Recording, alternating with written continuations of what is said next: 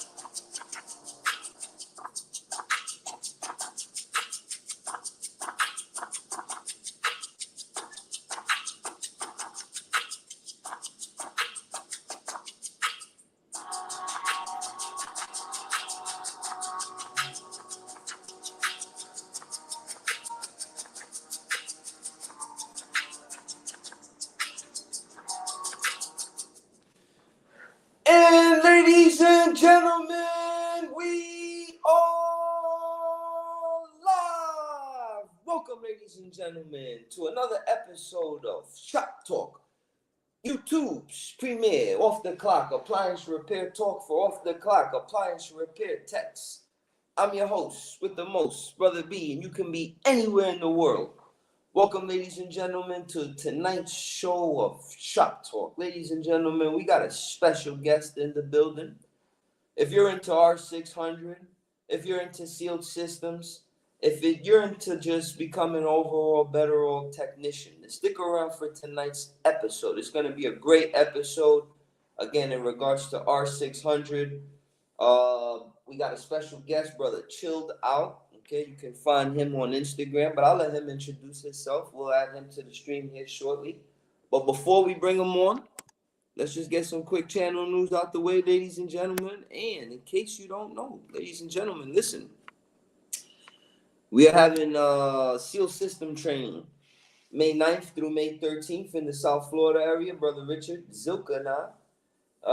If you are tired of walking away from these SEAL systems, if you are tired of getting on these calls and you have to walk away from them, you're overwhelmed, you try to avoid them, stop.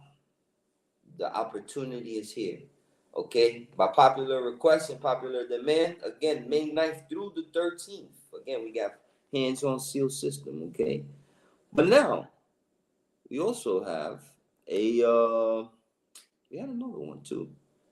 We had an intro class, which was a lot more economical, a lot more industry, it's a lot more simpler, discussing the appliance repair industry, the introduction to all your major appliances, components, theory, troubleshooting, schematic training.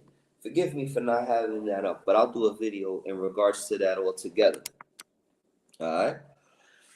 Ladies and gentlemen, if y'all into this money, if y'all into this, getting this bag, tonight, I got a guy that I wanna introduce y'all to him, all right? I'm going to go ahead and add him to the stream. Well, not yet. Not yet. I ain't going to add him to the stream just yet. Let me tell y'all what tonight's episode is going to be about and how did we get here. If you've been following the last few live hours that I've done, I gave you some notes from ASTI in regards to R600. I gave a whole spiel about it. I told you, I said, listen, about 10 years ago, I used to hear guys say, don't mess with the boards. Don't mess with the boards. Run away from it. That crap is recoil prone. Do the simple stuff. I used to hear it. I'm seeing, and you know what? I didn't listen to that. And thank God I didn't. And I went the route of the boards and troubleshooting. And I thank God I went that direction. But we had another pivotal point in the appliance repair industry. And that's that R134A is starting to phase out. It used to be R12. Then it went to 134A. And now it's coming to R600. I'm seeing them in little rinky-dink Avantis. Rinky-dink Avantis. You got to be kidding me. I've been seeing them in built-ins. Big body GE Performer, Adora, whatever the hell, all the premium, the monogram. I seen the little red tape around the suction line, around the filter drop. I'm seeing it coming little by little. The writing is on the wall. I went to ASTI, shared my notes with y'all, gave y'all this speech. Guys, I met some really industry leaders at ASTI, but I'm segueing them into this. I'm building the momentum up. I'm walking you through all of that. But before I bring those people on, I like to get it from the people themselves. So I'm on Instagram, and if you haven't seen me on Instagram, please go on over to TMM Appliance Network and follow me there, and I'll follow you back. But I say all that to say this: when I was on Instagram, I follow a lot of guys on there, but you see a lot of guys put up a lot of appliance repair related posts. And shout out to everybody on IG. Word up. I respect you, and I'm giving you a double tap right now for all the material y'all put up. But it was one brother that he was doing some like impressive stuff. I mean, really impressive stuff. And I seen him doing R600 with an oxyacetylene kit. Did y'all hear what I just said? I'm going to say it one more time. I seen the brother doing a repair, a R600 repair using oxyacetylene. I jumped in his DMs. I said, brother, let me ask you a question. Would you be okay if I bring you on and you kind of walk me through what you did and explain that? Because listen, I'll be clear with y'all. When I was at ASTI, and I was getting these manufacturer trainings in regard to R600. Everybody told you that's the last thing you want to do. But this brother's been knocking these repairs out the park. Again, I'm gonna let him, brother Chill God, please put your IG in the comment section. Please put your IG in there so that the guys can follow you, you know what I'm saying, and get a view of your profile and see like what I'm seeing. This dude's doing like thermal leak detection, all type of stuff, you know what I'm saying? So I'm like, okay, look, come on my show, and he's here. So again, let's go ahead and welcome him. But before we welcome him, let's read some comments real quick. Untamed, man, Untamed, you always a real one, bro. You always tap in, man. What's good with you, Untamed? I hope all is well, man. Good night to you and your family too, bro. Magic, what's the vibes, Magic? You already know, man. That's a real one. My God, Chill God, that's our guest of the evening. Michael Raw, oh man, YouTube's premier, man. We try to keep it premier here. Michael, thank you for tapping in, man. You YouTube's best subscriber. That's a fact. All right, Untamed says, I prefer the light R600 canisters. Don't like toting the big old 134. We're going to talk about it tonight, Untamed. Baber, what's good, Baber? Yo, what's the vibes? Again, if you want to go, if you have Instagram, go on over to our guest tonight. His name is Chill Guy. Prefers to be anonymous. We respect it. If you want to come on the show, hey, we respect it. I'm the only gargoyle here on the screen. There's no need to have two. You know what I'm saying? I'll be the beast. You know what I mean? You just remain anonymous. So welcome our guy, R600. You know what I'm saying? I mean, Chill Guy. Let's go ahead and add him. Chill Guy, you there, brother? Yeah, sure am. How's things going with everybody tonight? I hear you loud and clear, young man. How you doing, man? We're not doing so bad. Not doing so bad for a Friday. Well, listen, man, you could be anywhere in the world, but you here with YouTube's premier audience. YouTube's premier audience, you heard? I wouldn't want to be anywhere else. Well, let's start at the top, Chill God. Tell me, where you from? I'm up in the Great White North, up in Canada. Oh, we are international, ladies and gentlemen. Y'all go ahead and hit the like button. And ladies and gentlemen, for the international brother, the only reason you see the screen back here is because we're gonna do a live reaction video tonight. That's the only reason you see this. So let me unplug this in the meantime.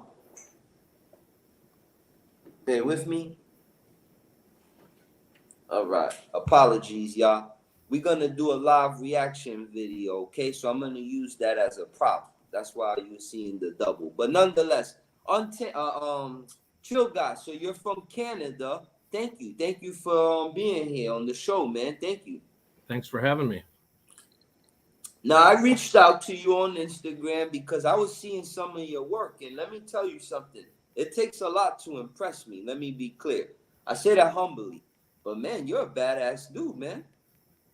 Well, it's taken a few years to get me to this point, but I'm not one to brag by any means. No. But I know a badass when I seen one, and you are one, sir. So, if I may, tell me a little bit about yourself. Do you work for somebody? You independent? Yeah, well, I do some training for a lot of the manufacturers, and I do some one-on-one training with technicians in the field. I've got a little over 30 years in under my belt. I started working on hydrocarbon refrigerants probably about 10 years ago when they first started to introduce them into automotive refrigeration when they started phasing out R12.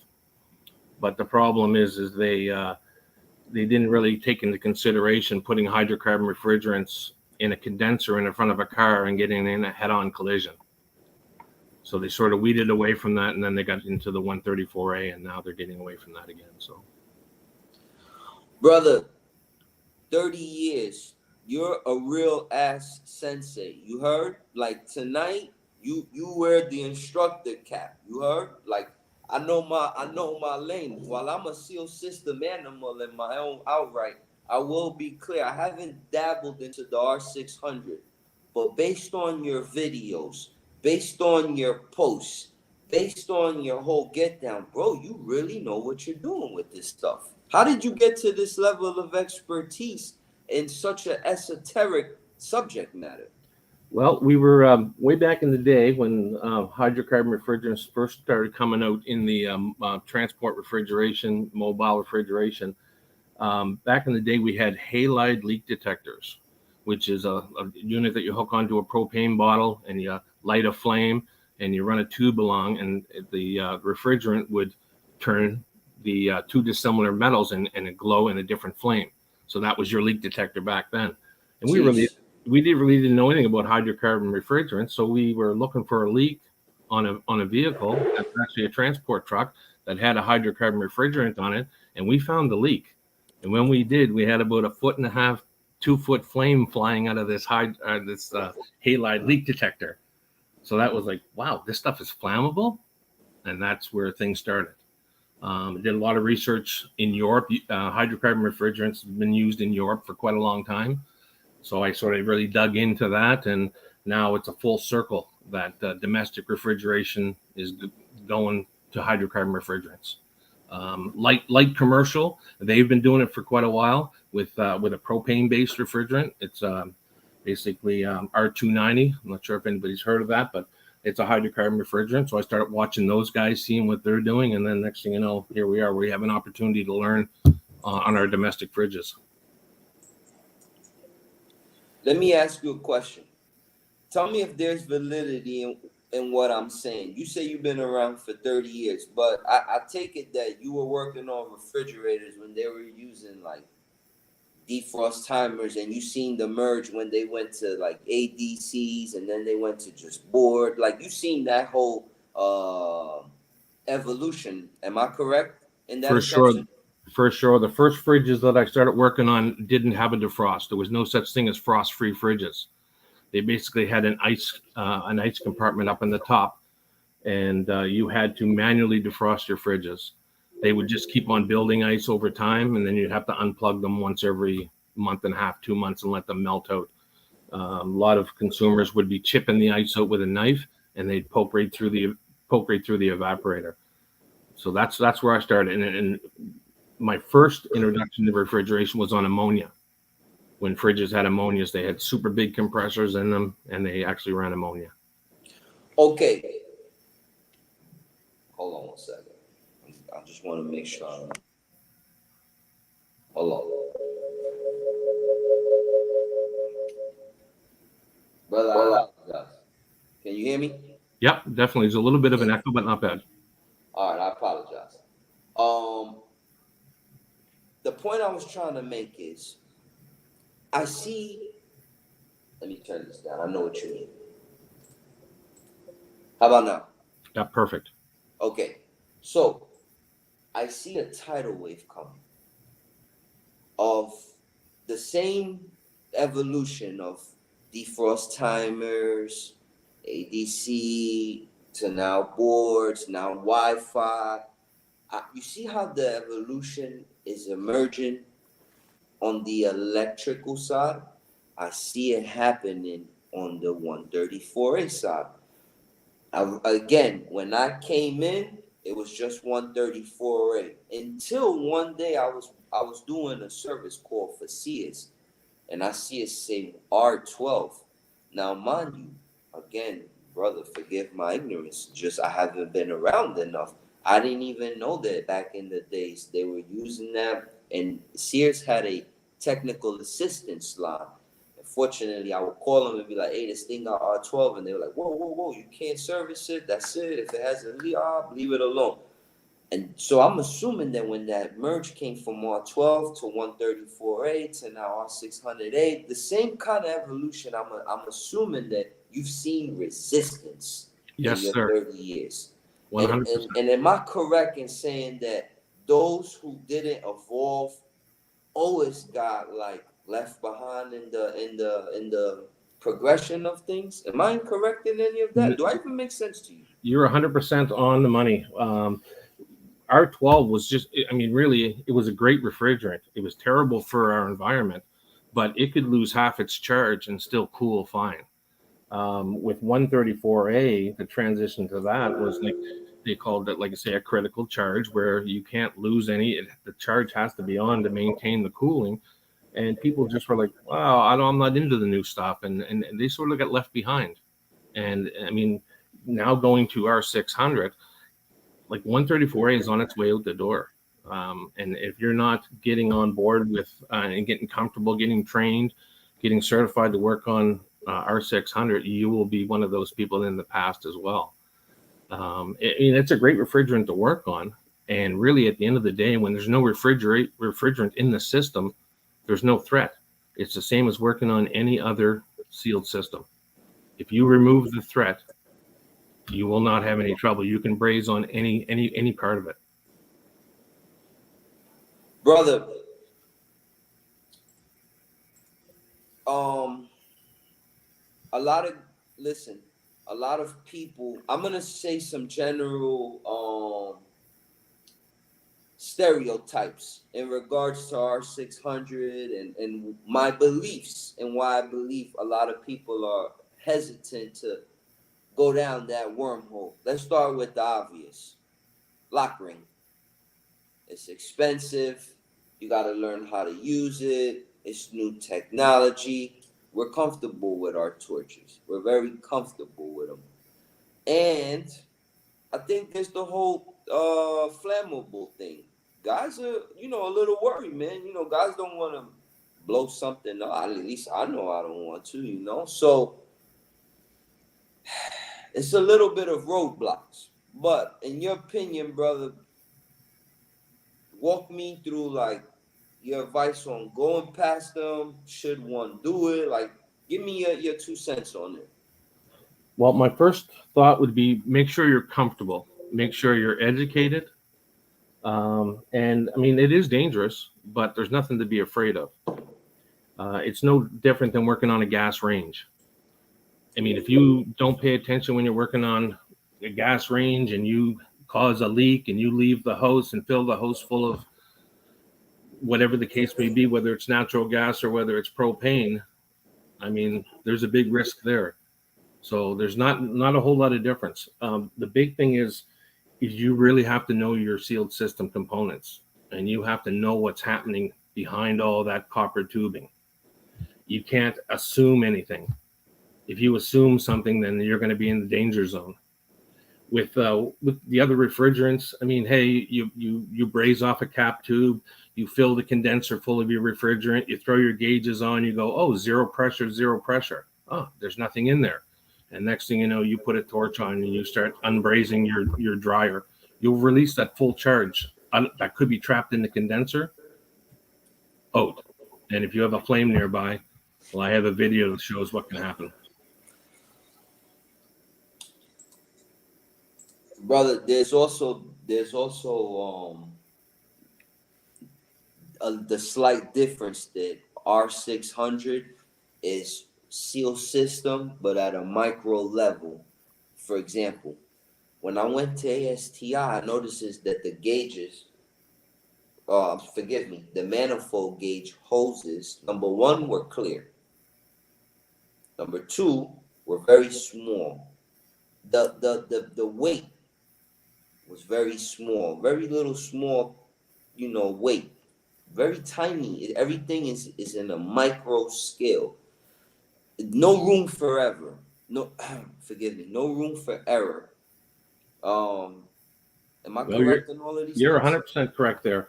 You're talking 3 or 4 ounces of 134A versus 50 or 60 grams of R600. So it's a very critical charge. The bigger hoses you have, you trap refrigerant in there. So out of your scales comes 57 grams, but you could have a couple grams, 2 or 3 grams in your hoses. And if you lose that and it doesn't get in, the charge doesn't get into the unit, then it's going to throw your cooling off. And it's very critical. Like if you're out 2 or 3 grams, your cooling is going to fall off drastically. So, like I say, way back in the day, R12, you could lose almost half the charge or a third of the charge, and it would still cool fine. 134A was a little bit more critical. You had to get it in there, but I mean, you could be off a half an ounce, and it'll still cool. It may not be perfect, but with R600, you have to get all that refrigerant that you pull out of that you measure out of your scale in the system. Okay, let me bring you to the $1,000,000 question on why you're here this evening, and that's that I seen a video of you. Man, I wish I had that video. Do you know where I can find that video at,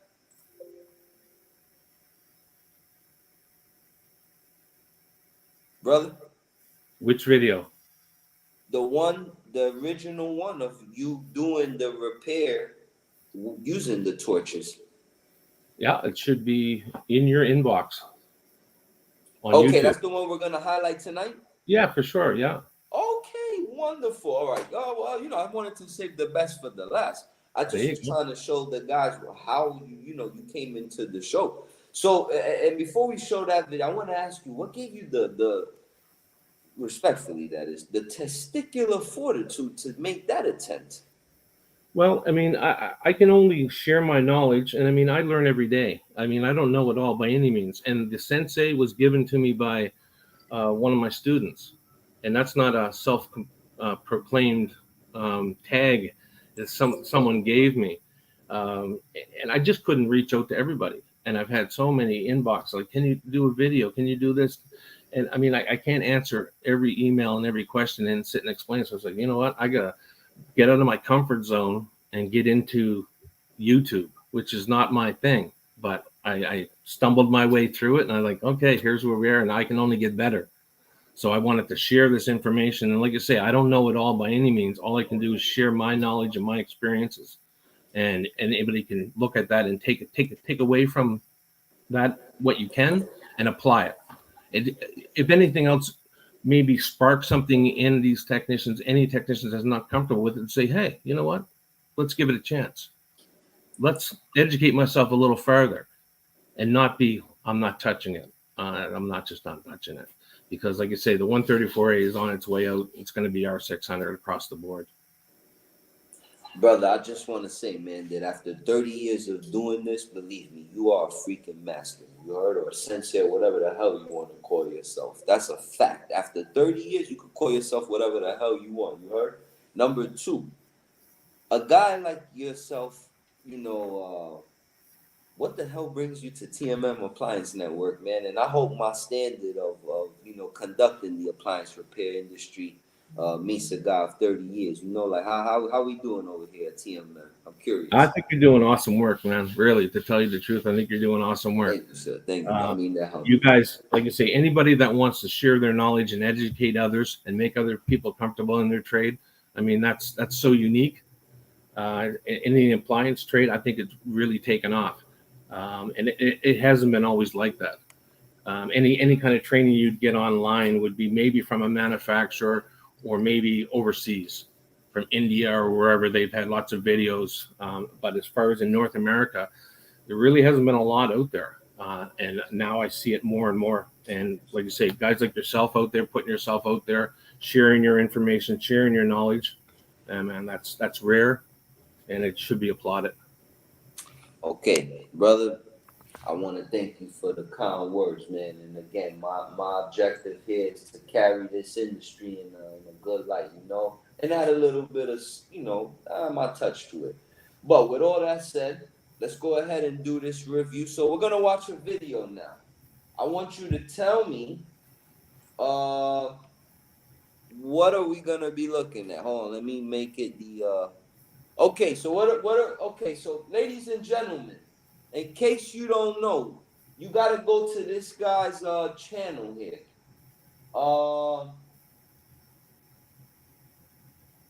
This is the video we're gonna see tonight, but please go over to this channel here. Chill. Oh, whoa! I gotta change. All right. So if you want to play the one that I sent you, This guy here, yeah. either that or I This guy here, actually right? made one especially for you. This is the one we're gonna watch. Just hold on 1 second. I'm just gonna Yeah, I think this is it. share it with you. Is this our guy, brother? That is the video that I have on my YouTube, but I sort of tailored one specifically for you. Oh, okay. Well then, hold on. I saw that one. I'll find it. Hold on. I got it. That's just the one specifically for me, brother. You ready? Yep. All right. Let me get an audio check. Here we go.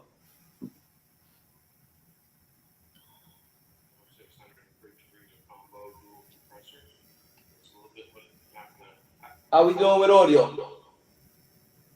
A little low on my end. Let me try it again.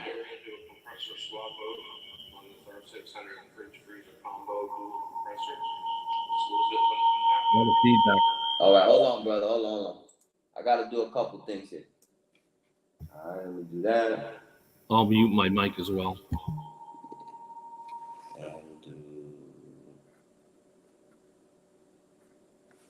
Okay.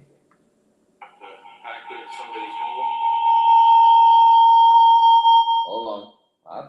Brother, I'm sorry. When you live, you get this kind of headaches. But if you give me 1 second, we'll get through this. Okay, what's going on?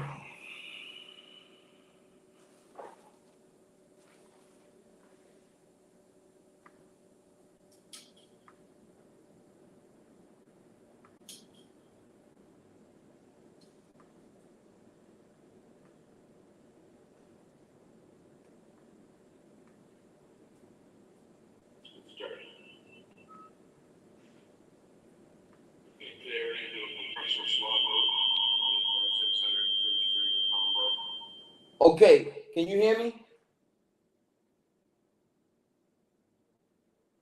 Chill, guy. Yep, I can hear you. There's a little bit of feedback there, so you might have to mute your mic. I'm gonna mute it. But while I'm muted, tell me what I'm looking at here. What's going on over here in this corner up here? Tell me what I'm looking at here. Basically, that's what I pack into a home or an apartment to do an R600 job. Okay, let me see. This is your recovery? Vacuum. This is your vacuum pump? Yeah. Oh, she's a beauty. I see you got your oxyacetylene over here, but your R600. That gotta feel better than those 134A jugs, huh? Sure does. What's this guy? That's just my toolbox. Over here? Gauges. Do you like analog or digital? I like digital. I've been an analog guy forever, but I like digital. I like digital too because you can certainly see a tenth quicker than you can see a needle move. 100, yeah. Okay, this unit here got 2 compressors. What's that about? So it's got a compressor for the freezer and a compressor for the fridge. What's the brand, if you don't mind me asking? Liebherr. Ooh, that big money. These rags over here are for? Just wet rags, just to have handy, just in case. Protect floors, protect anything that's plastic. Okay. This guy over here, liquid leak detector? Yes, sir. Okay. What's this over here? This yellow jacket setup. Yellow jacket's just another set of gauges and scale that I have. I have a few different setups. So in the yellow jacket box is analog gauges and a scale for R600 or any All right. hydrocarbon. Now, guys, I'm gonna do my best here. Okay, I beg your pardon with the feedback. I'm gonna try my hardest. Okay, I'll mute myself, but let's go ahead and play this video. Local compressor. It's a little bit when you have to pack it in somebody's home or condo or apartment.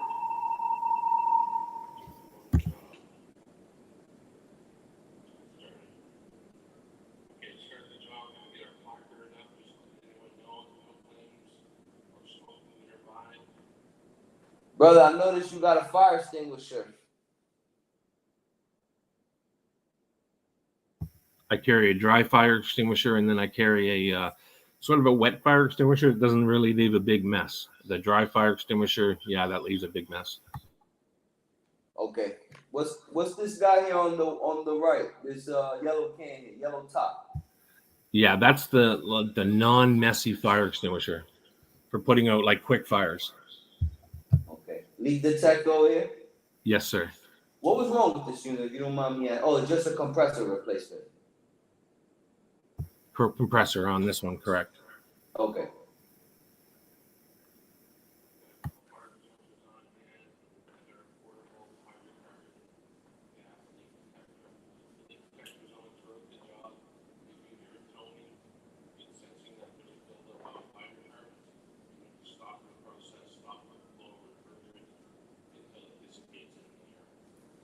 Go. Can you go over that a little bit more in detail, brother? That's a lot to unpack, I feel like.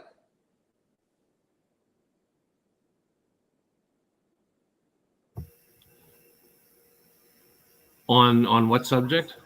Allowing the let me repeat it here. For the leak detector? Yeah, well, I run a leak detector when I'm in a confined area, and it stays on throughout the whole process. And if you're releasing refrigerant inside that environment, you want to have a way to know that it's building up to maybe a semi-unsafe condition. So as soon as that happens, you close in your system and stop releasing refrigerant. Got it. And that's what that yellow gentleman on the floor over there is. Correct. Got it. Thank you, sir.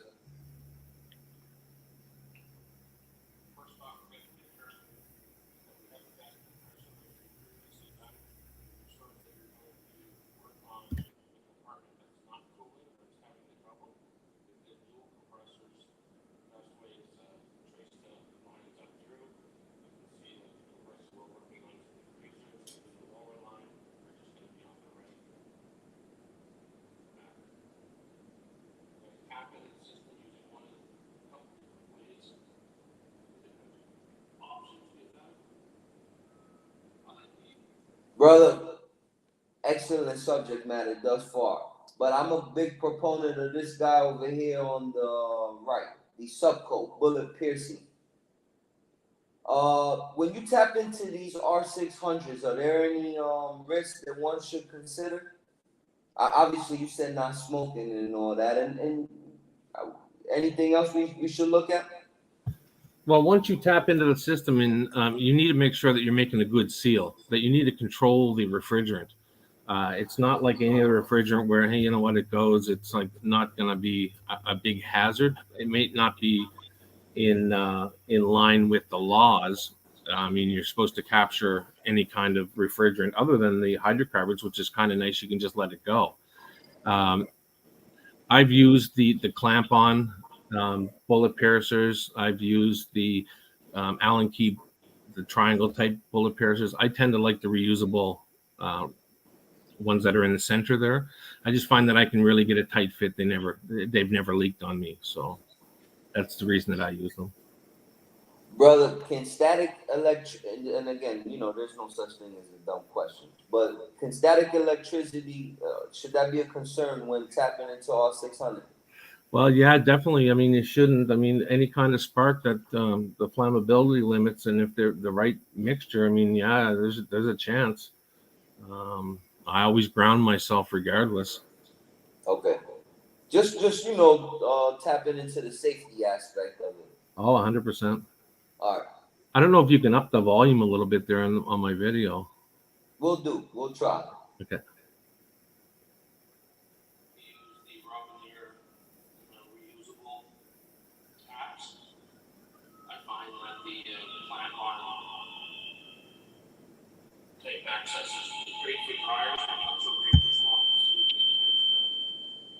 That's the problem, brother. We getting feedback, man. I'm sorry. So it's like we gotta find like a middle ground so that we can like not get the feedback and hear you. Sorry, bro.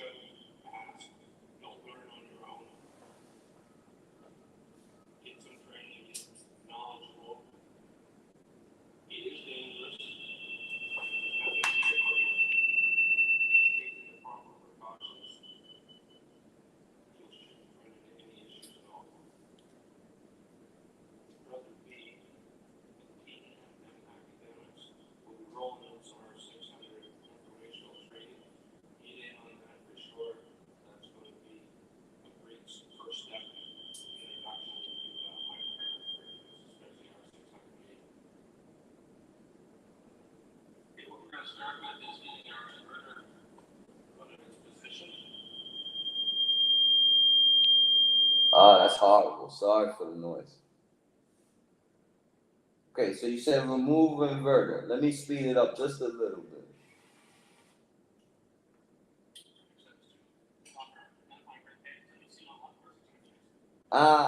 Red tag. I noticed you bring that up. Ladies and gentlemen, if you see this red tag over here, what's that red tag mean, chill guy?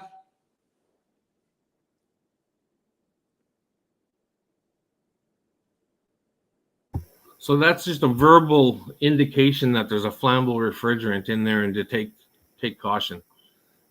They should be on quite a bit of the tubing on an R600 or in a hydrocarbon system. So if you see that right away, I mean, just be aware that it has a flammable refrigerant in the system.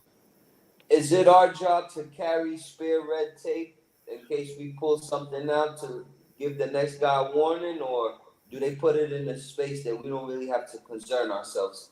No, 100%. What I carry is I carry red heat shrink, and I also carry a roll of red tape, electrical tape. So when I'm done, I slip on a heat shrink that on there, or I wrap it in red electrical tape because I don't want my fellow guy coming behind me not seeing it and assuming it's not flammable. You're a good man. You're a good man. Thank you, sir.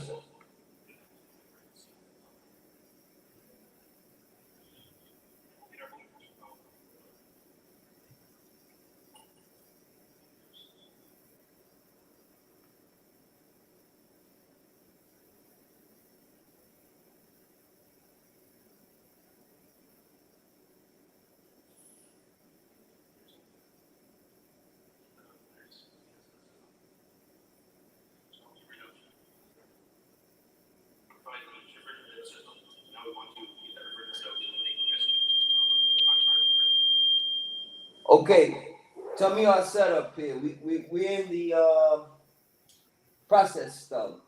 What do we got going on here? We got our low side and we got this clear line here. What? Tell me, do you mind sharing what we got here? Then we have some sort of what's this? Nitrogen? What we got going on here, brother? So we've got nitrogen on the bottles on the right hand side, and right now what I've done is I've tapped into the access on the compressor on the low side, on the access port there, and I put on a core removing tool, which gives me the ability to have two ports into there, and both controlled by valves so that I can isolate and shut off. So right now The small little tube is going to my manifold set. So I'm determining, yes, I have pressure in the system.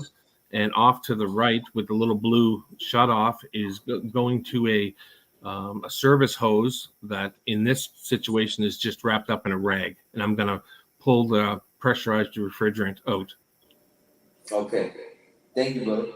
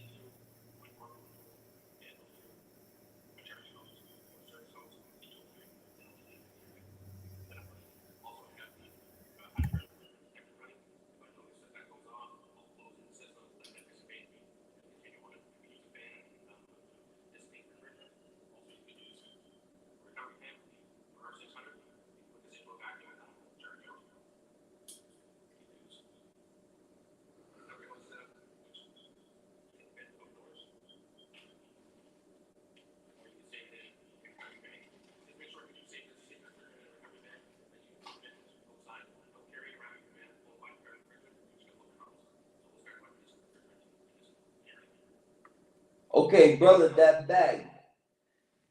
Let's say I'm interested in recovering that and keeping it. Well, obviously you say it's not a good idea riding with it in the van, so that rules that out. But what if I'm recovering that R600 and my compressor went bad?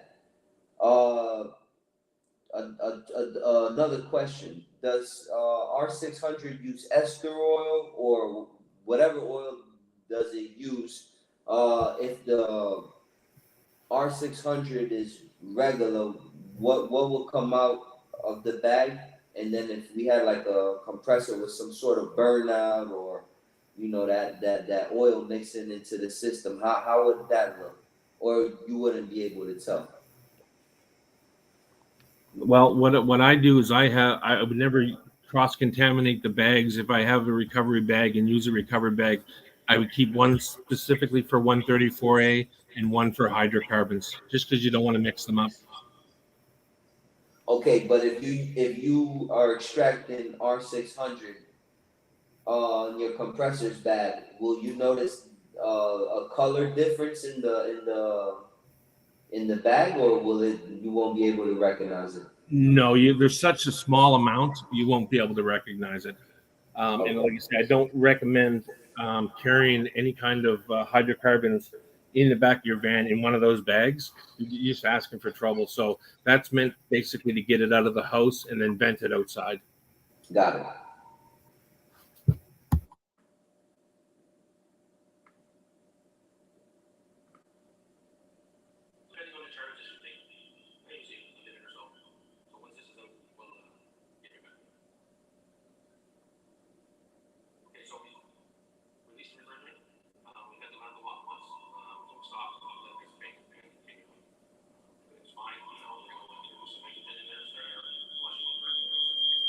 Sorry.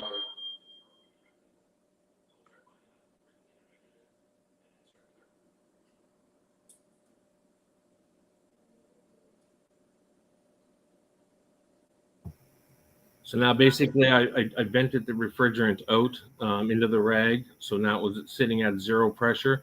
And now I'm going to introduce a charge of nitrogen. You better off doing a talk over it, honestly, brother. Yeah, sure. And we can try that. Okay, what pressure are we using for this nitrogen? So what I recommend is you look at the model tag on the fridge, and it'll tell you what the safe working pressure or the safe pressure for the evaporator. Typically, the evaporators are all aluminum. So if you look at the model tag, it'll tell you. I usually pressure around 100 to 140 psi. I tend not to go over that, but I always refer to the model tag. Wonderful. So right now I'm just putting in a straight about 100 psi, and then I'm going to release that out, and it's going to be basically through this charging hose. So this nitrogen charge is going to be mixed with a little bit of hydrocarbon refrigerant as well.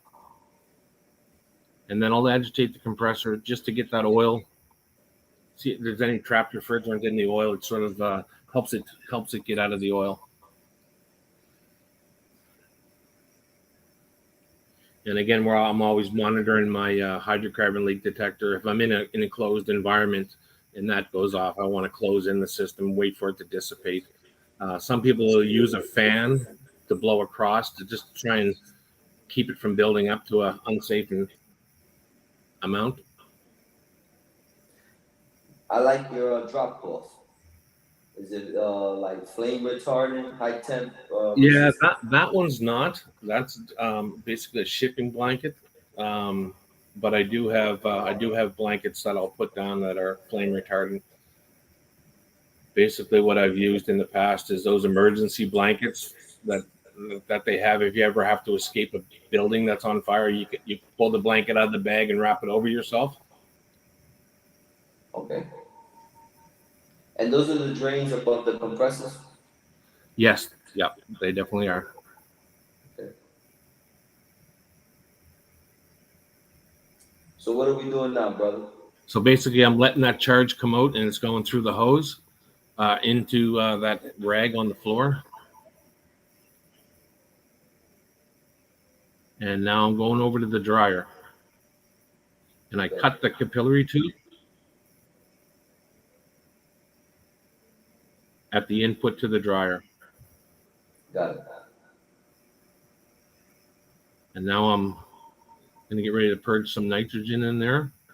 And I'm feeling for the refrigerant and nitrogen mix sort of thing coming out through the dryer. And the capillary. Yes, correct. And one should feel good, consistent flow. For sure. Now, what happens is with the capillary tube coming from the evaporator, there's a pressure drop across that, so you don't get really good flow out through the capillary tube. Most of your flow is through the dryer, through the condenser. So I'll purge through both for a while until I'm pretty confident that I've got enough nitrogen that's traveled through the condenser. Then I'll pinch off the capillary tube that's going into the dryer. So I basically stop that flow through the condenser, and I really force the flow through the evaporator down through the capillary tube and out the capillary tube. The big thing with hydrocarbon refrigerants is the biggest threat is the refrigerant itself. So if you pass nitrogen through every piece of plumbing in that system, there's a really good chance there's not going to be any refrigerant left. And if there's no refrigerant left, then there's no threat left. But you really have to know your systems because a lot of systems will have the three-way valve. And if you're not opening that valve in the programming of the fridge to go like a home position where you're open to both evaporators, there's a chance that you could trap hydrocarbon refrigerant in one part of the system. And you really need to not do that. So you really have to know your path of refrigerant through the system and make sure that 100% for sure you're passing enough nitrogen through to purge out any kind of hydrocarbon refrigerant. And brother, on LG, there's a check valve in the system. Yeah, in the dual evaporator to prevent sort of backflush from one system to go into the other. 100%. So you have to get in there and open that valve. You have to open that valve if it's a stop valve, or make sure that you're passing refrigerant through not against the check valve, but in flow with the check valve. So it forces you to really know your system. You have to be 100% for sure that you're passing nitrogen through every bit of plumbing.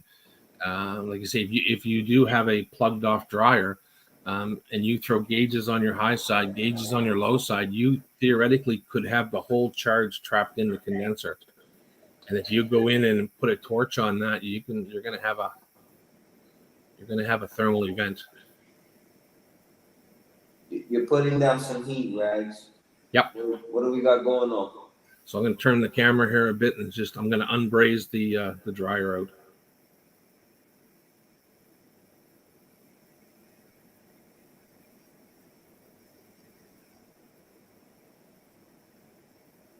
And I recommend to anybody that's watching this to go back and feel free to go on my channel, have a look at it, and watch the whole entirety. And I'll basically commentate throughout the job in case you missed something tonight. Yes, ladies and gentlemen, apologies. This is live and we're doing the best we can. And thank you. Please hit the like button for our guest tonight.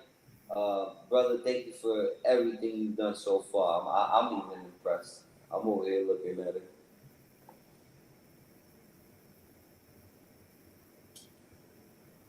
And forgive me for my filming. I'm not a big filmer. Mm-hmm. I'm learning as I go, so You're doing great, Chase. practice makes improvement.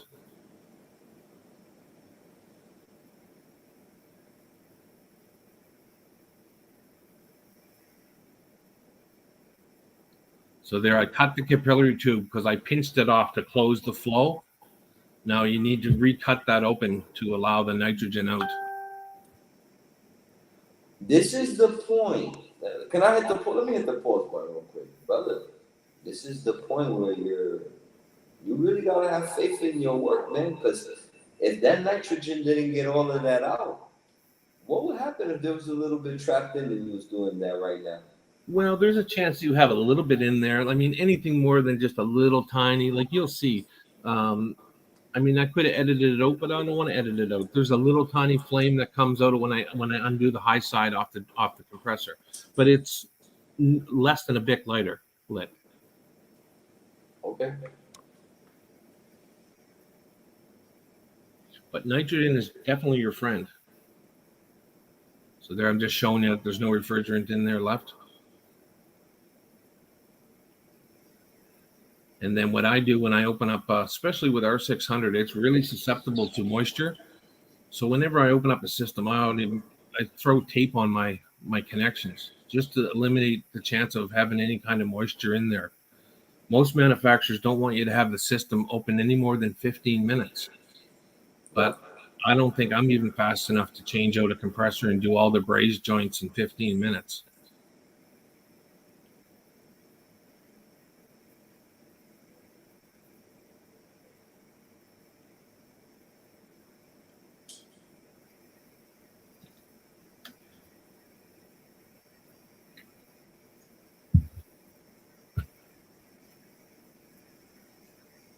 You're a bad boy.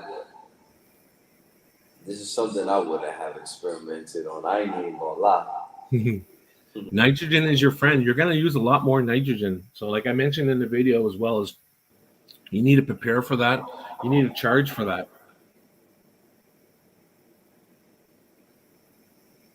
Okay, what do we remove? The suction? Suction. Okay. So we got our process stuff out and our suction out. Now we're going to the condenser. Correct, sir? Yeah, you're correct. 100%. I'm just trying to tap in.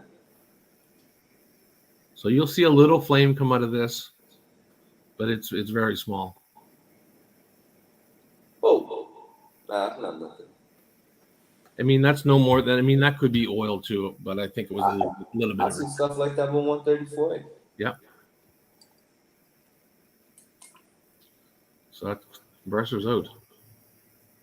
What's that green stuff on the drain? That was leak detector that we put in looking for a leak. I use these units for training. Okay. So we pull the evaporator covers off, put in leak detector, and that was leak detector that went actually down through the drain into the drain pan. Okay, so this is the new compressor we're gonna install? It is. Okay, so what do we got going on here? What's this putty? So that's yeah, it's a putty, a heat blocking putty. There's lots of different brands on the market. I use this. It's by Refrigeration Technologies. I just tend to, and I don't do it every time, but I try and protect the compressor, so I'm not putting a lot of heat into the compressor. I don't want to overheat that oil that's in there. So it's just something that I practice. And do I do it every time? No, not necessarily. Okay, and the wet rack? That's the putty, right? Yep, for sure. Okay. Yep, it's a reusable heat blocking putty. Okay. And there's multiple different brands out there. That's just a brand that I use and I trust. Got it.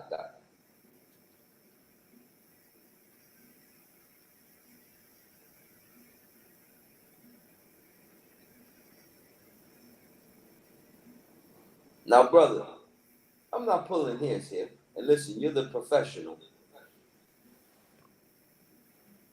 Oh, yeah. Okay. Ladies and brother, obviously the shred is removed, right? That core is removed, right? For sure it is. All right, cool. Guys, why do we want to remove the core? Please.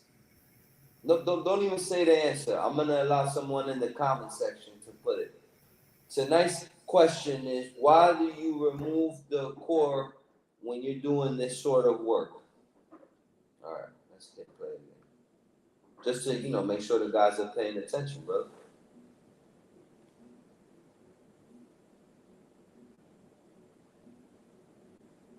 Nice work.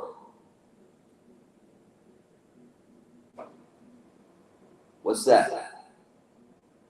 So I use a little bit of oxygen to pre-cool down my welds, my brazes, before I put a wet rag on them. Got it. And I'm assuming you have to transfer over the drain pan assembly onto the new compressor, correct? Correct.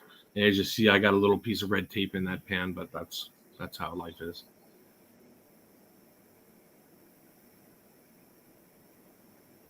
Grounding cable.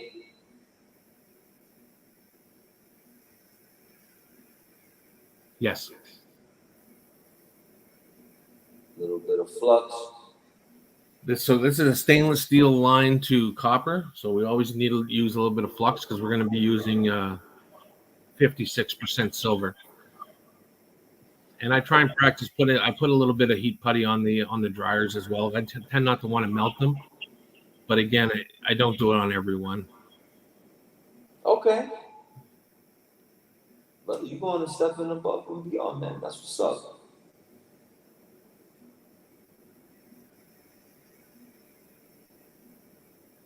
%. 56. 56. Okay. Forgive my rules.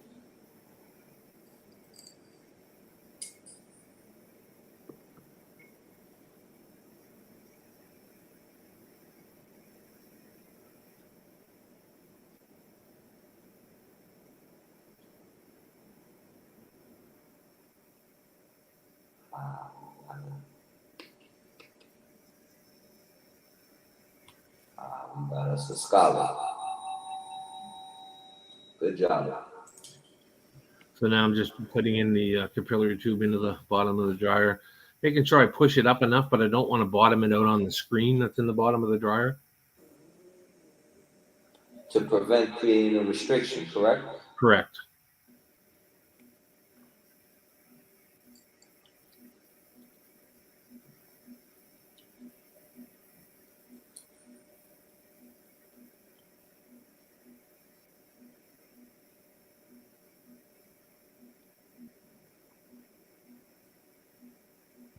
And that's just straight up 5%. Yes, that's actually 15. 15. Yeah. Silfloss 15.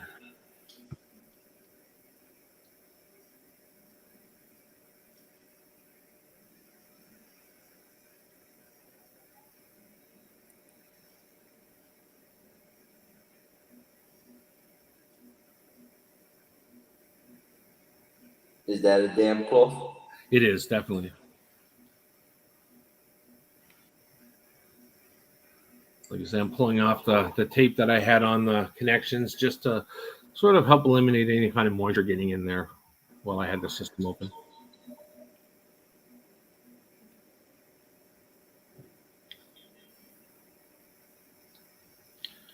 So how's that?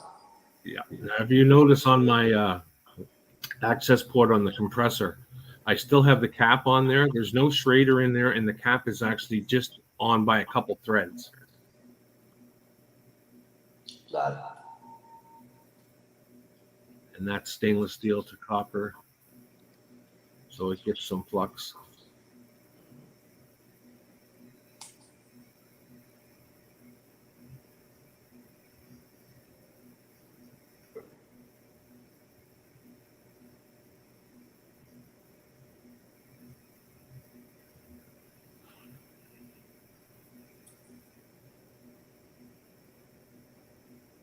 Looking good, looking good. And I apologize for the length of the video, but even, I mean, Almost done. yeah, I attempted to do the whole thing, but it was like 2.5 hours long, and nobody would want to ever sit through that. So You'd be surprised. I try and cut it up a bit. It was good, man. Good stuff. Your filter dry. You don't like the ones that come with the valve on it, the access valve? Well, here's the thing: is when you're working with R600, you need to only use OEM parts. There's a liability involved if you're using Subcoat. yeah, I mean, you have to use manufactured parts directly from the manufacturer. If there's ever an incident and the manufacturer can go and investigate it and find out that, hey, you used something that wasn't authorized, they'll try and pin it on you. And I'll say that in the video that if there's ever an incident, there's a very good chance you're going to be going visiting your insurance company. So I only use OEM parts on R600. 134 you can get away with it, but on R600 just because of the liability involved. But I'm still curious, why wouldn't they allow you access to the hot side? It helps with equalization tests. It helps to see, what your pressures. Well, you can definitely hook on there, but what happens is, you got liquid refrigerant in the high side, so your gauge coming back to your manifold is going to hold your charge. It's going to hold some of your charge. So your pressures are going to be off because you have some of the charge in the liquid state going back to your manifold. I mean, yes, you can close off on the high side and pull it through your manifold and suck it in through the low side, but then you can't read the pressure on the high side. So for myself, I don't read pressures on the high side. Just what are we looking at right now? Right now, I'm doing a pressure test. Okay. And I apologize for not getting the gauges in there. Nah, you're okay, man. So again, I'm following what the model plate states for a pressure test, safe pressure test. And it's typically between 100 and 140 psi.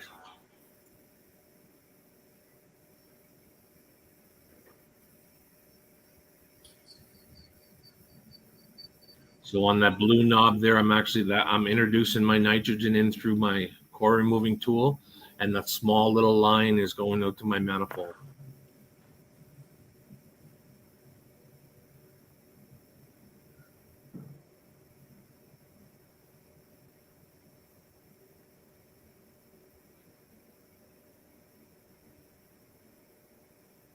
So now I'm just going, sort of checking for any gross leaks that I may have in my joints, and then I'll go and I'll spray them all down.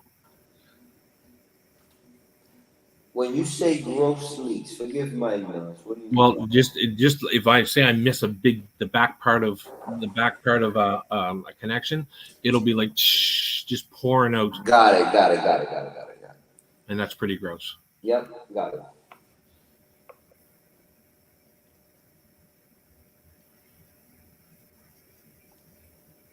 I'm curious to know what do you use for that again?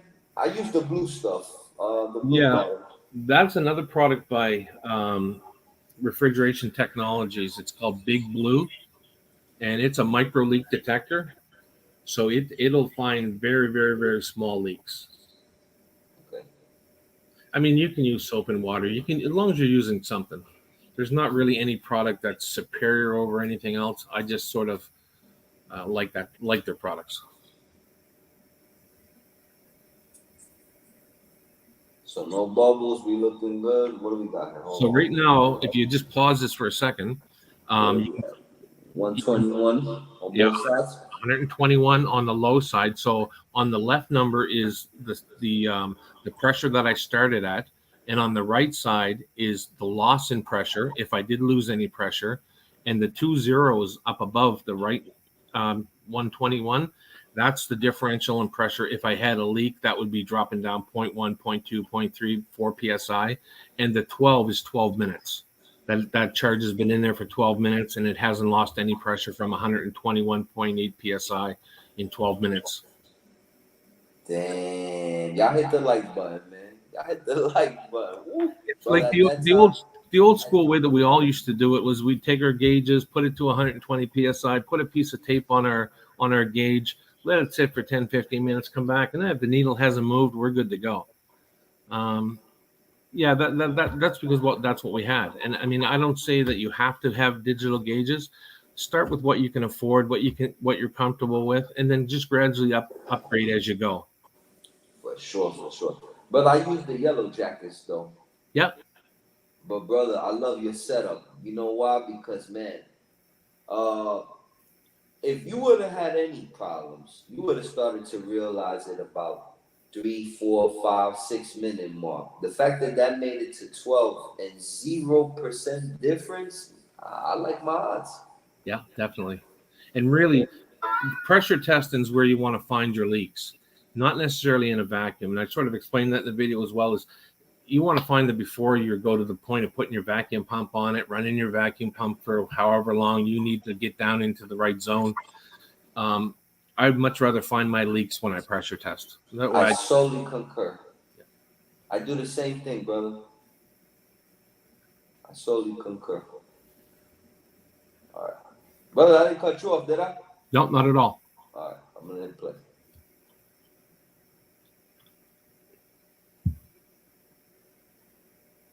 Are you saying something there? I'm just basically explaining what I just explained about the pressure differential and the drop in pressure. And got it. Now I'm just releasing that nitrogen charge out. Got it. So now I just rigged in for a vacuum.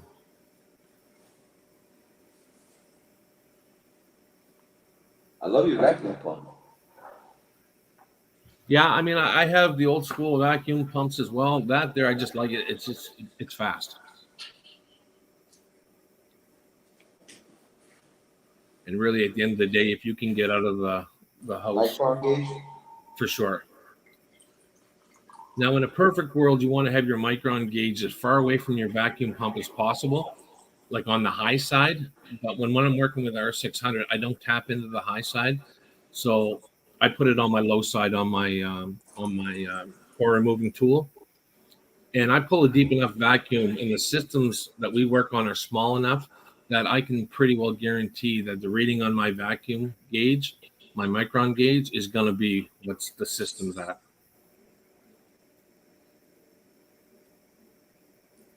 And forgive me with this here, I didn't check my batteries before I started, so. No, she's looking good. No, I'm looking at your. I'm very impressed. You're gonna see me flip gauges over here quickly because the battery goes dead in this gauge.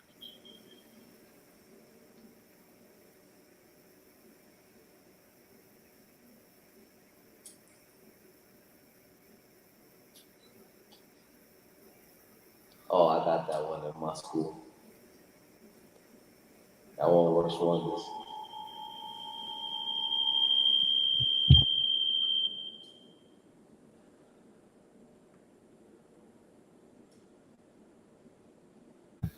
With R600, I like to be down around the 300, 310 mark on my micron gauge. Just that there's R600 is really susceptible to moisture. So I just want to be sure that there's no non-condensables left in there. So now what I did is I got down to my 320, I closed in my vacuum, and now we're going to watch the gauge rise, which it's normal for it to rise. It's just not normal for it to skyrocket. You really want it to basically flatten out definitely before 1,000 microns.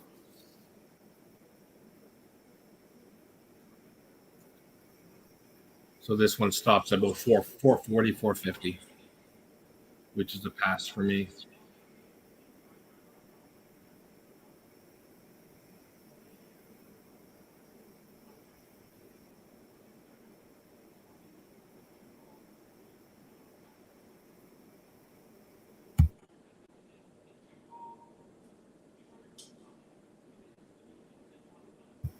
So now I'm looking, I'm going, that's a pass. We're going to rig in for the recharge.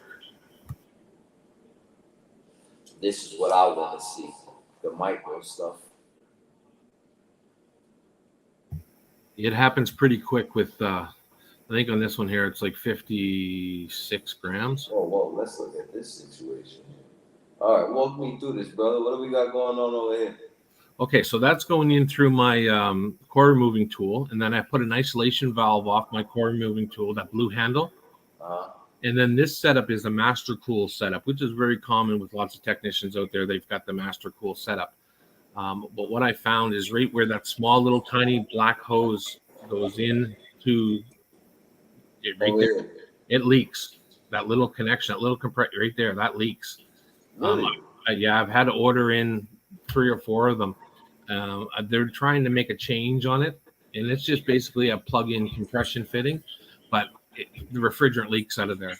And really, at the end of the day, when you weigh in your charge, you don't want leaks out of there. If you are, then that's refrigerant that's meant to go in the system that's not going in the system. Okay. And then what's this? That's going to go out to my low side on my manifold. Got it. And you notice how small all of my hoses are. And the reason that they are that size is because you don't want to have refrigerant trapped left in the hoses. For one, it's refrigerant that needs to go into the system. And for two, if you have low loss fittings, there's a chance that you can have refrigerant trapped in there, hydrocarbon refrigerant in the back of your van. Yeah, it's just not really safe. I mean, it's not like it's the end of the world, but Okay.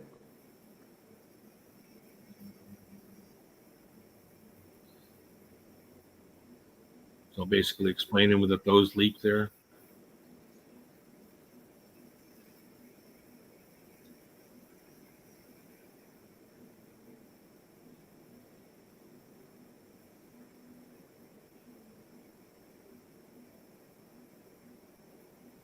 We're going to let the refrigerant fly.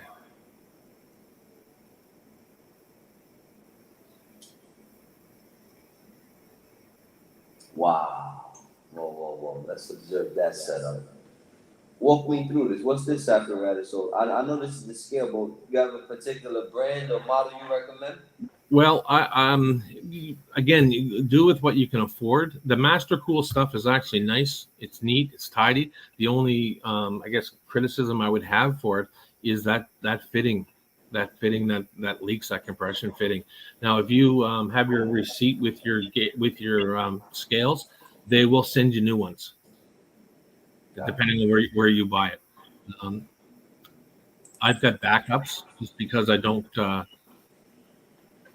to be on a job and have something fail and me not be able to complete my job. So I have 2 sets of the Master Cool, and I have a set of the Yellow Jacket. I want to address brother FPI Gunk. Listen, brother, I apologize, man. I'm doing my best, but this is a live reaction video, so I've never did this before, so I'm struggling, but I beg y'all pardon. But thank you, and I'm gonna try my best next time. Go ahead and answer that, chill guy, please.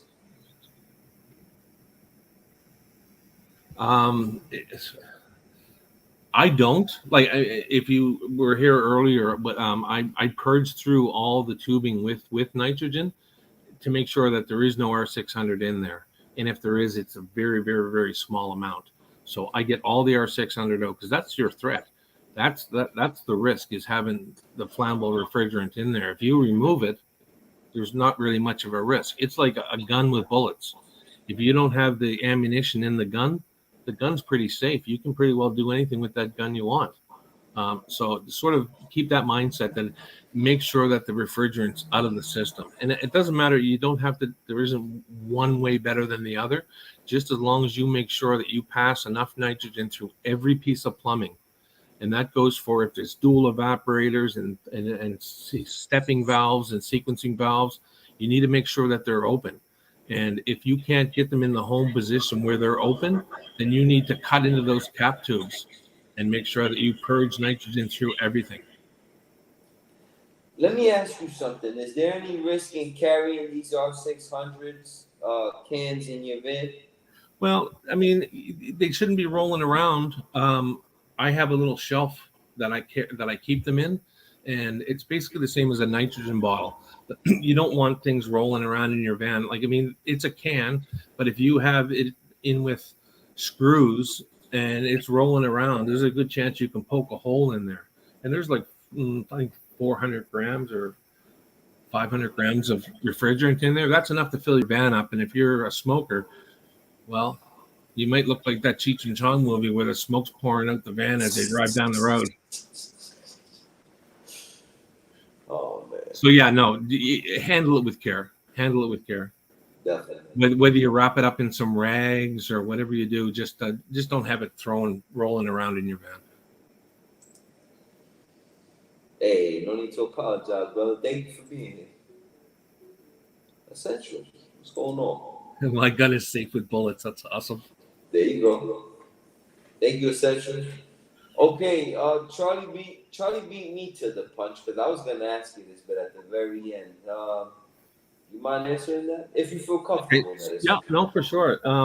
So what I charge is I charge different tiers. So if I'm just gonna go do say I find a leak in the dryer, and I just have to braze in a new dryer, that fix is about 750 Canadian. Talk about it. So that's just a dryer. Now, if I have to do two components, a dryer and a compressor, we're going to be at that 1,050 just for labor. That's not including parts. And then if I have to do three components, a dryer, compressor, and evaporator, then we're at the 1,400 range. And that can even get more complex when we're dealing with built-in. Well, that's it too. That's another thing. Like some of these column fridges are built up on platforms. Yeah. Those prices there are just for if that unit's reasonably accessible. But a lot of the fridges, like some of the Frigidaire, they actually join. If they're an all fridge and all freezer, they're joined together. They're hinged together. They're on a platform. Well, to do a sealed system repair on there, you have an ordeal. You almost have to come in with an installation crew or an uninstallation crew and move them off, and that's not included in the price. But if it's readily accessible, those are about the numbers. Like you need to make a day's pay. If it's taking you a day to do the job, you need to do a day's pay. Some of the fastest people that I know that do compressor swap outs, if they're close, they may do 2 a day. And brother, let me ask you a question too. Do you do marine? Marine? Yeah. Yeah, for sure. I'm on the ocean, so I do marine. I do marine too. But it's very challenging because when they install those appliances, like they're all bolted. Limited in space. Yeah, limited space. Like you have to pull them out sometimes to do motors on a Miele washer. I mean, unless you have the space to unstack the dryer and pull the washer out, a lot of times we're packing the washer out on the back deck of the boat, and we'll do the job there and then pack it back in because there's just zero room on a boat. Brother, we got about 6 minutes in this thing. Just to wrap it up for you, if y'all tuning in, please hit the like button again, man. Y'all could be anywhere in the world, but you guys are here with me and brother Chilled Out Guy 0, right? Chilled Guy. Chilled Guy 0. Please follow him on Instagram. Just to recap, nitrogen is our best friend. We did a thorough flush of the system. How long did we push that nitrogen from 100 to 140 through the system? It's usually I'm purging for when I cut the cap tube, I purge for about 10 minutes through the condenser and the cap tube from the evaporator, but there's very little flow coming through the capillary tube from the evaporator because of the pressure drop of the small hose. So then I pinch it off in about another 5-10 minutes through the evaporator. Now, if you have dual evaporators, then you can add another 5 minutes on there, 10 minutes. It's all about the prep. If you're in a hurry, there's a good chance you make a mistake. And if you make a mistake, then, well, it may not be very nice at all. And okay. It's dangerous, but it's nothing to be afraid of. If you're taking proper procedures and practices and following them, you're not going to have an issue because you're basically taking the threat away. Okay, so we flushed our system out, 100 to 140 nitrogen. After that, we did a pressure test. and you did your soap and not soap and bubble. What was the product you used, sir? Well, I use a product by it's called Big Blue. It's Big Blue. yeah, refrigeration technologies. But We you can use anything. You can use soap and water if you have the right. we checked all of our solder uh, connections. Everything checked good. Now we're gonna add our R600, and we're weighing to scale. How many ounces you said? I think on this one here it's 56 grams. Oh, grams. Forgive So me. 56 grams. Okay. Let's go ahead and hit play.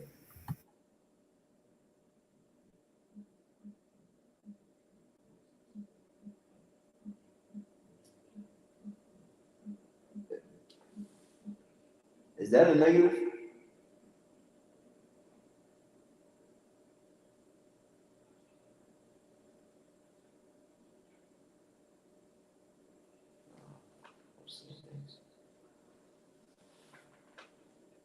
Brother, do your talk over.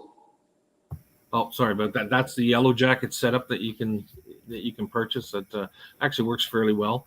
What I did is when I went to put the charge in here, I was talking and I bumped the scale. It was 46 grams that went in there, and then I had to run over and shut the valve off, and I bumped the scale. That's why it said 8. Okay.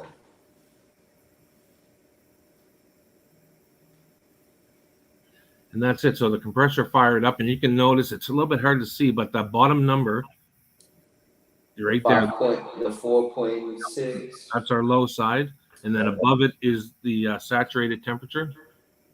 So let's say temperature of the evaporator. And if you notice it, R600 runs in a vacuum. So it can be anywhere between minus 10 and minus 20 inches of HG. So that's something that keep We it at 94, 100.4. 10. So that's 10 inches of mercury. 11. Oh, I got it. Okay. Yeah, sorry about the No, reflection. okay. I couldn't see the decimal point. So another thing to keep in mind is it runs in a vacuum. So if you're ever leak checking a system on the low side, you're not going to have pressure coming out if you do have a leak on the low side because it's going to be in a vacuum. And if you do have a leaky compressor, what happens is when it's running in a vacuum all the time, it actually pulls moisture in the system. And with our R600A, it's really susceptible to moisture. So if you have a leak in evaporator, you almost want to do the compressor as well. Got it.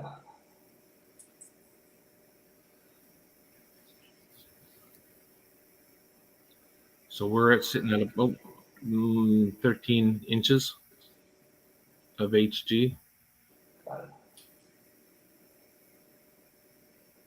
And then the top right is the length that we've been at this time.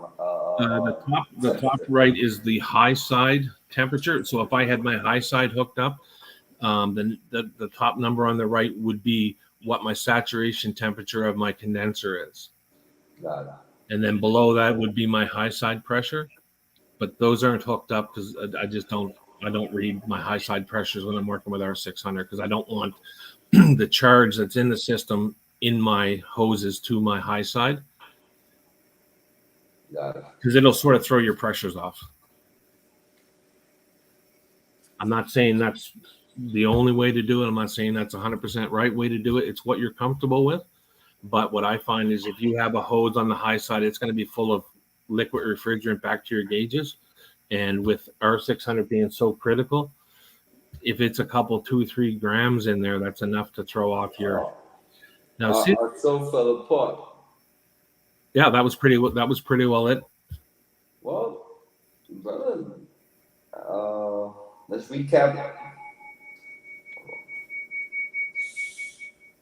So if you want to see that R600 hydrocarbon. Oh, bro, I'm so sorry. Apologies. Yeah, right there, right to the right, right down below that, right there with the flames. That's a little demo that I did, and that had 1/3 of the charge that's in a sealed system for R600, and I put a pilot light behind the fridge, the same that's in a range, very small standing pilot light. So this will show you what can happen is if you have a second release of refrigerant, and that's only 1/3 the charge in this fridge.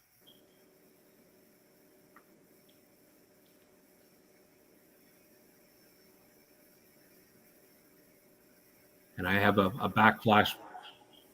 Oh.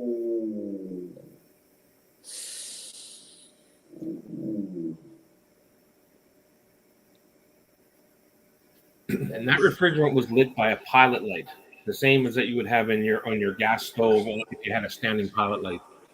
Whoa, look at that setup. Is that the duct though? That was just my device behind. I was behind a shield when I opened it, so that was just my device that I activated the valve with.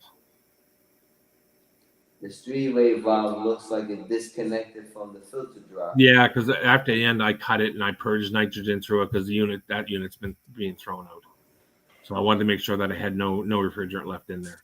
What's going on over here? A filter of some sort? Yeah, that's your water filter. Water filter near the compressor? Yeah. You gotta love it. So I mean, it is dangerous, and you have to be careful, but it's nothing to be afraid of. If you, like you say, pass nitrogen through every component, every piece of tubing, and you're sure that you have, then there is no threat left. You can put a torch on any part of that. You can torch in evaporators, you can torch in anything, and you'll have no problems because there's not a flammable refrigerant there. But if you don't know your sealed systems and you don't know the path of refrigerant, and you don't make sure that you pass refrigerant or nitrogen through every piece, then you could theoretically have all the gas trapped in the condenser and put a torch on it. Then you might have troubles. So if you are uncomfortable at all, cut components out and braze them back. Okay, brother, listen, we at the 1 hour and a half mark, and man, listen, from the bottom of my heart, thank you for being here so much, man. Really. You're 100% welcome. Well, you're not off the hook quite just yet, though, man.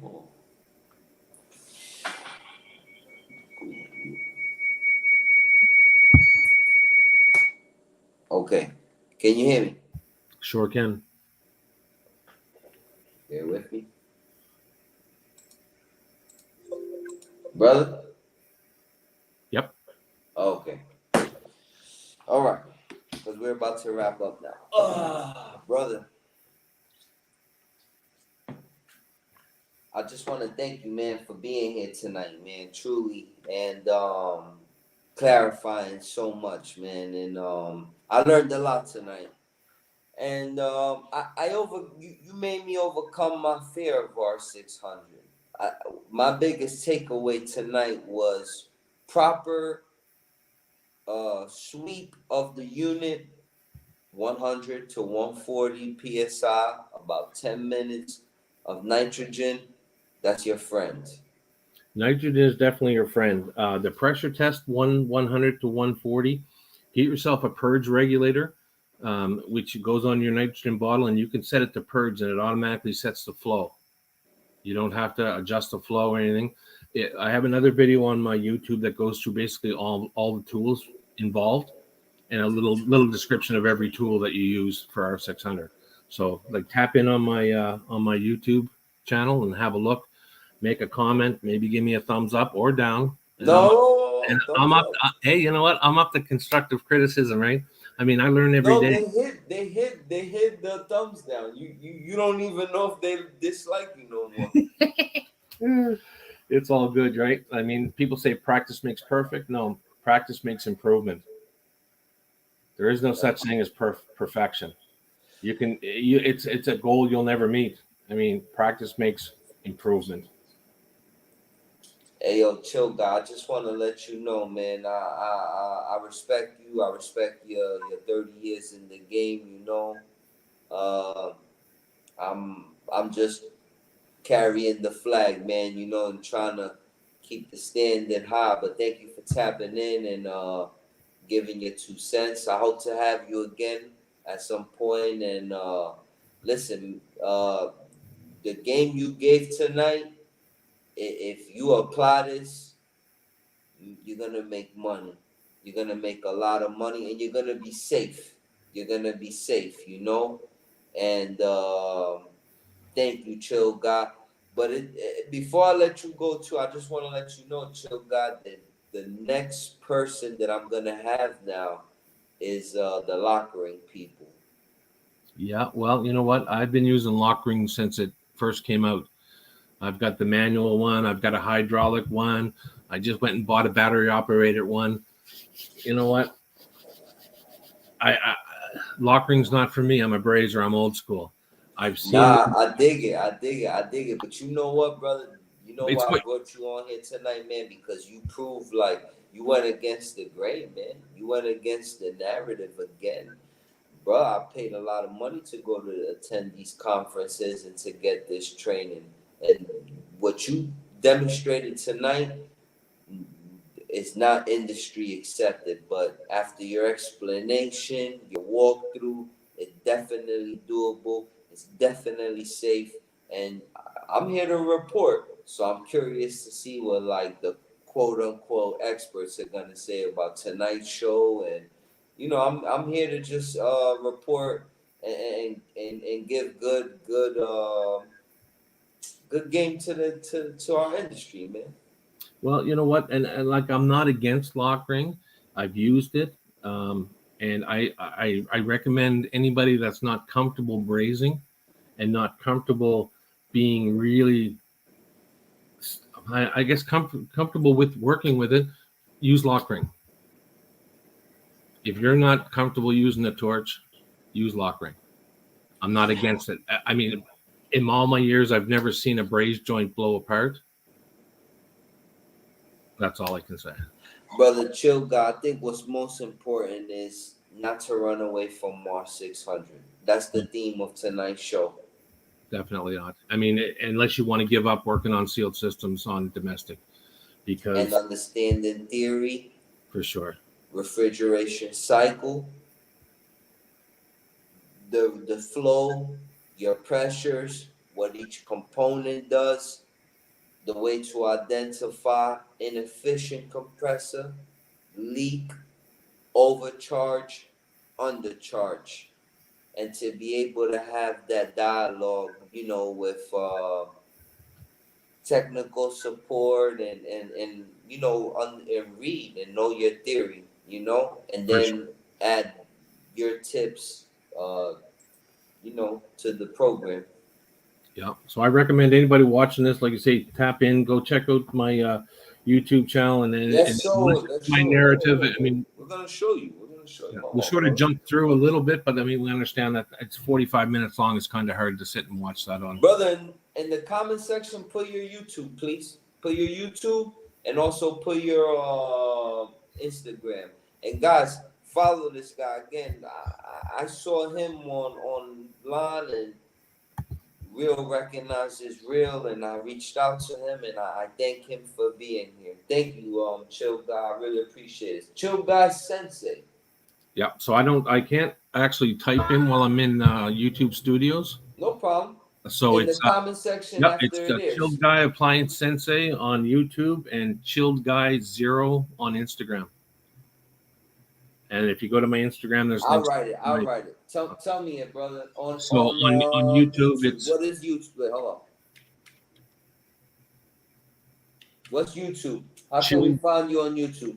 Chilled Guy Appliance Sensei.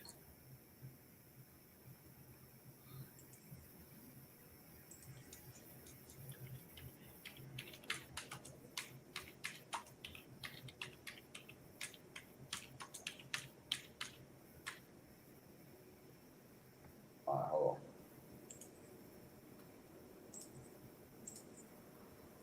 And even if Brother, is that correct? yeah, that'll work. Yep. And even if you type in R600, I'll pop up there.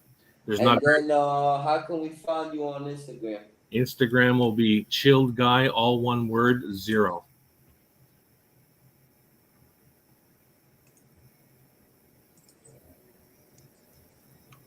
Chilled Guy 0, all one word. 0. Brother, I have this network of peer-to-peer technicians. It's a walkie-talkie app. We have an exclusive group. It's a Voxer group.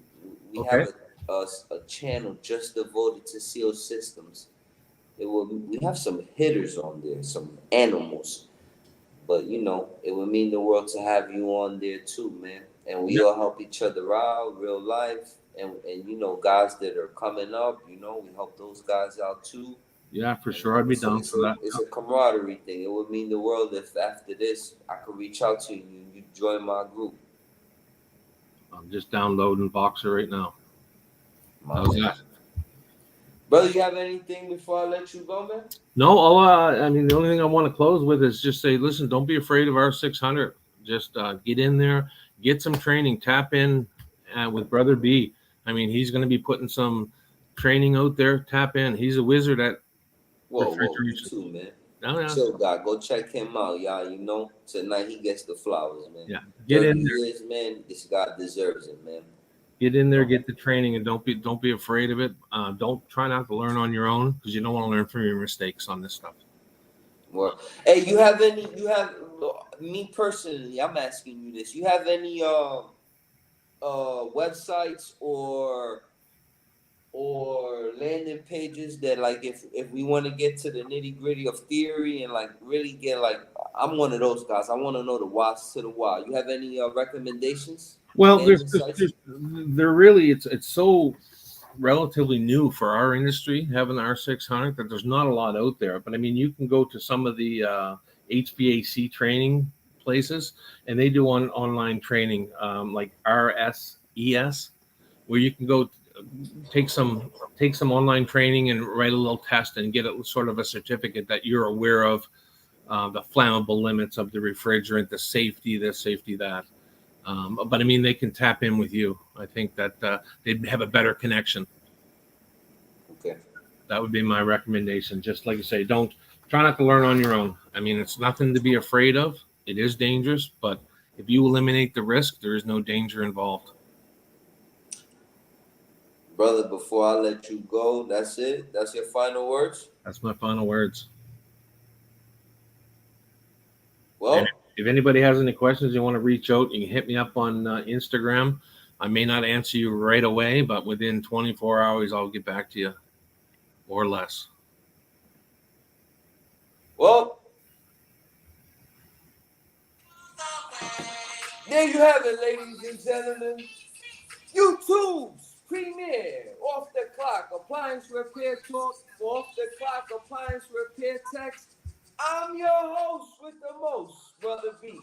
You could be anywhere in the world, but you with me. I appreciate it. Brother Chill God, thank you, sir.